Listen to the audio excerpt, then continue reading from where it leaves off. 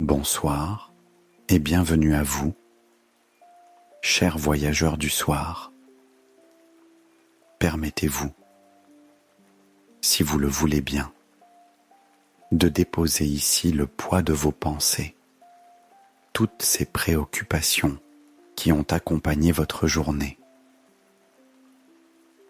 Laissez-les glisser doucement, loin de vous, comme des feuilles portées par un courant d'eau tiède. Vous êtes maintenant dans un espace protégé, un refuge que je veille pour vous. Ici, rien ne viendra troubler votre repos. Vous pouvez vous installer confortablement. Fermez les yeux si le cœur vous en dit. Et simplement écoutez. Je vais vous raconter l'histoire d'Hiroshi, un jardinier extraordinaire qui cultive.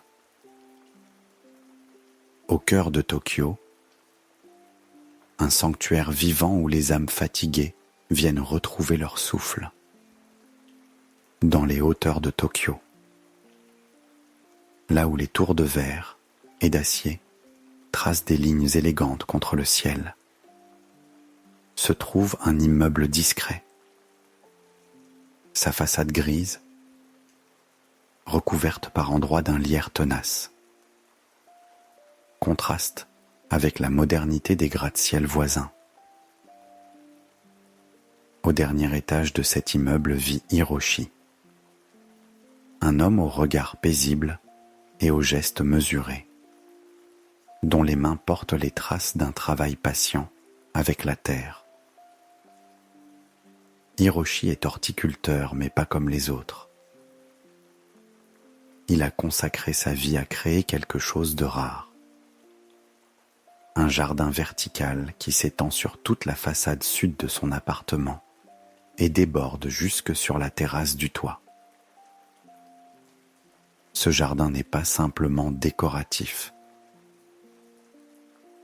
Chaque plante qu'Hiroshi y cultive possède, selon lui, la capacité d'absorber un type particulier de stress urbain. Il y a les fougères d'argent, aux frondes délicates comme de la dentelle, qui apaisent l'anxiété du temps qui presse. Les bambous nains, aux chaumes lisses et frais, absorbent la fatigue du bruit incessant. Les orchidées blanches, dont les pétales semblent faits de soie, recueillent la solitude des cœurs esselés.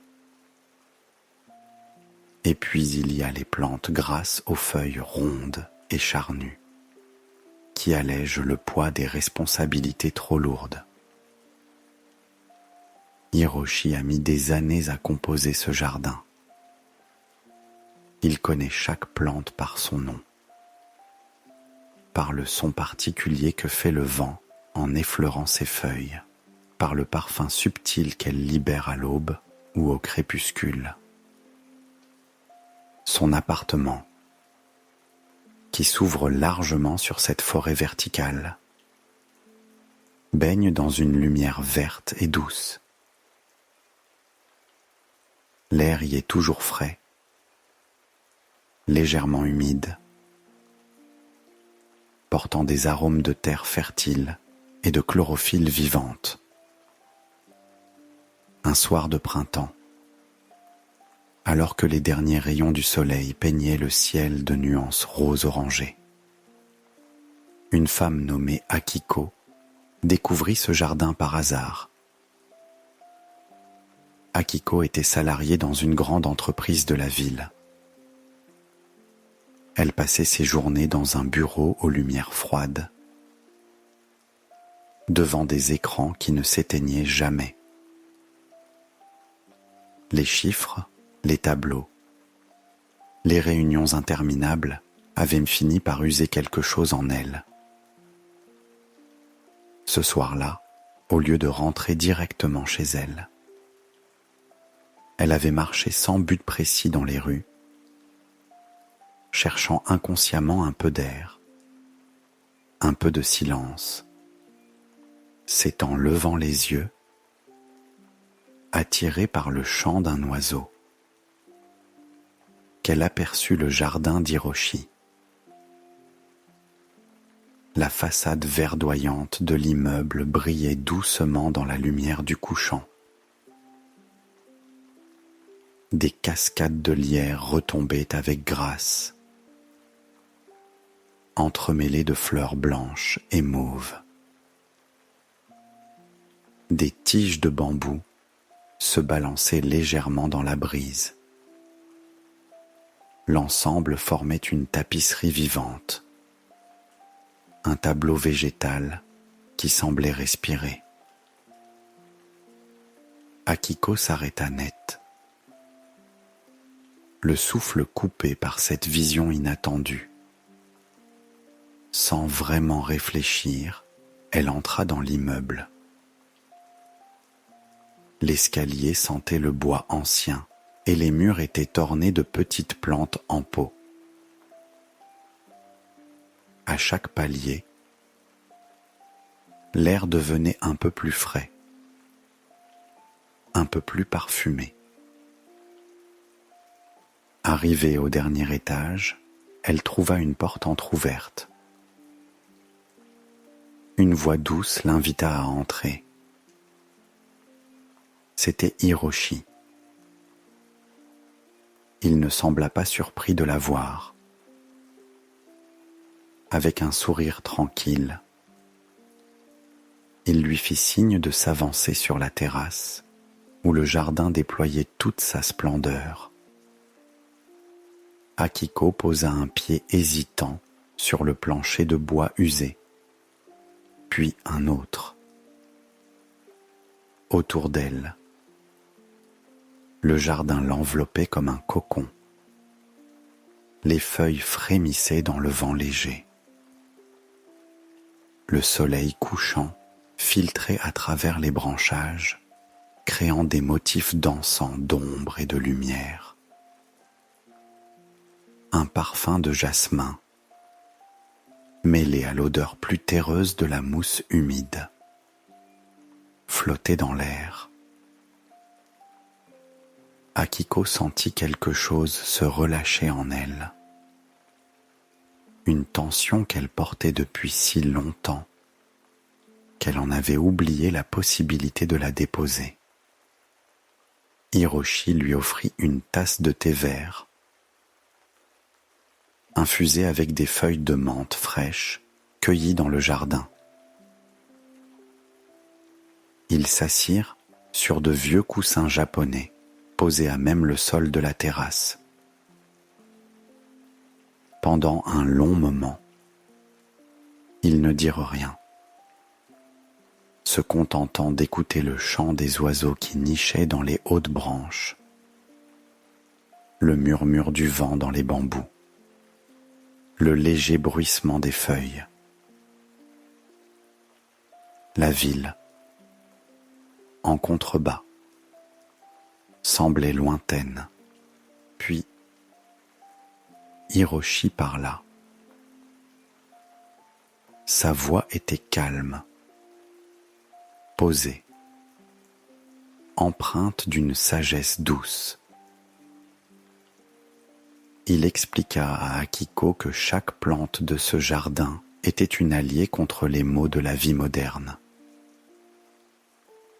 Il lui montra les fougères d'argent, dont les feuilles semblaient capter et refléter la lumière avec une délicatesse infinie. Il la conduisit ensuite près d'un bosquet de bambous nains. Le bruit de la ville semblait s'estomper encore davantage à proximité de ces tiges vertes et souples. Akiko tendit la main et effleura une tige. Elle était fraîche et lisse sous ses doigts, et elle éprouva un sentiment de paix immédiat. Ils passèrent ainsi devant les orchidées blanches, dont les pétales semblaient luminescents dans la pénombre grandissante. Enfin, ils s'arrêtèrent devant un massif de plantes grasses aux feuilles charnues, d'un vert profond teinté de pourpre sur les bords. Akiko écoutait, fascinée.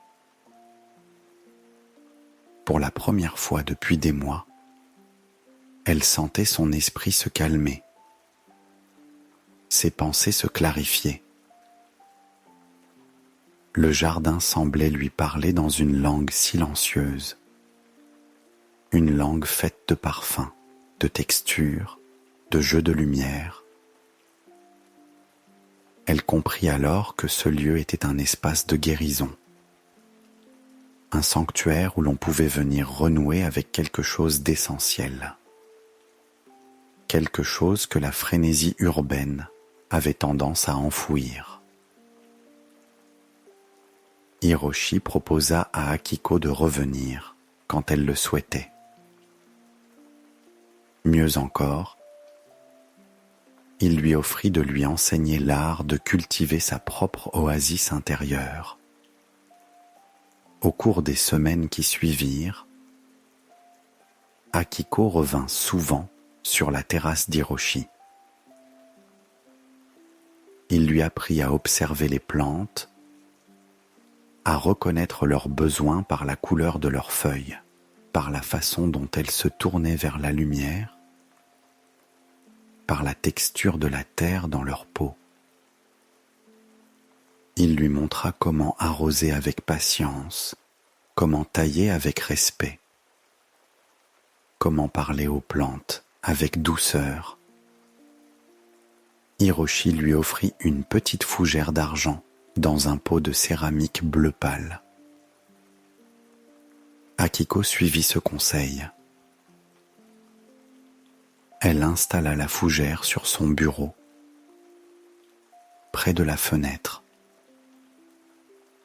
Au début, elle l'oubliait souvent, perdue dans ses tâches. Mais peu à peu, elle prit l'habitude de lever les yeux vers la plante, de prendre quelques secondes pour l'observer. Et effectivement, quelque chose changeait. Le simple fait de regarder la fougère, de voir ses feuilles frémir imperceptiblement, suffisait à ralentir le tourbillon de ses pensées. Elle respirait plus profondément. Ses épaules se relâchaient naturellement. Encouragée par ce premier succès, elle ajouta d'autres plantes. Un petit bambou dans un vase transparent, rempli d'eau et de galets lisses. Une orchidée blanche sur sa table de chevet. Des plantes grasses aux formes rondes et apaisantes sur l'étagère de son salon. Chaque plante devenait une alliée. Un rappel constant qu'il existait un autre rythme que celui de la ville. Un rythme plus lent, plus profond, plus vrai. Avec le temps, Akiko sentit quelque chose se transformer en elle. Elle dormait mieux. Elle souriait plus facilement. Les contrariétés du travail ne l'atteignaient plus de la même façon. Elle avait appris à cultiver non seulement des plantes, mais aussi une forme de paix intérieure, une oasis dans son propre cœur. Un soir d'été, alors qu'elle rendait visite à Hiroshi, ils s'assirent ensemble pour regarder le coucher du soleil depuis la terrasse. Le ciel était d'un rose tendre, traversé de nuages dorés. Les plantes du jardin baignaient dans une lumière chaude et douce. Hiroshi versa du thé dans 2 tasses de porcelaine fine. Ils burent en silence, savourant la douceur du moment.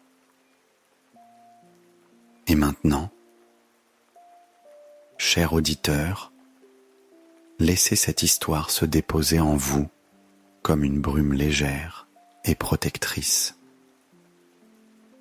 Imaginez que vous êtes sur cette terrasse, assis aux côtés d'Hiroshi et d'Akiko. Le ciel s'est teinté de violet sombre. Les premières étoiles commencent à apparaître. Les plantes du jardin murmurent leurs chansons du soir. Un murmure doux et continu qui enveloppe votre esprit comme une couverture de soie. Vous sentez l'odeur de la terre humide, mêlée au parfum du jasmin. Cette odeur devient une caresse apaisante, un signal pour votre corps qu'il est temps de relâcher toute tension. Vos épaules s'abaissent doucement. Votre respiration ralentit, se fait plus profonde, plus régulière, comme le souffle même du jardin autour de vous. Les feuilles de la fougère d'argent devant vous captent les dernières lueurs du jour et semblent scintiller. Chaque scintillement est une invitation à fermer les yeux, à laisser le monde extérieur s'estomper. Les lignes et les formes deviennent floues, se transforment en filaments de rêves tranquilles.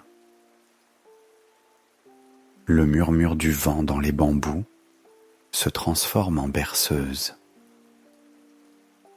Chaque note de cette mélodie naturelle vous porte un peu plus loin, dans un état de repos profond. Vous sentez que vous glissez doucement, comme une feuille portée par un courant d'eau tiède. Vous glissez vers un sommeil paisible, protégé par les plantes qui veillent autour de vous. Chaque respiration vous emmène un peu plus profondément dans ce repos qui vous accueille. Vous êtes en sécurité. Vous êtes apaisé. Le jardin suspendu vous a offert son refuge. Et maintenant, vous pouvez vous abandonner complètement au sommeil, sachant que vous emportez avec vous cette oasis intérieure, ce jardin secret dans votre cœur. Je vous laisse maintenant aux portes des songes. Dormez bien.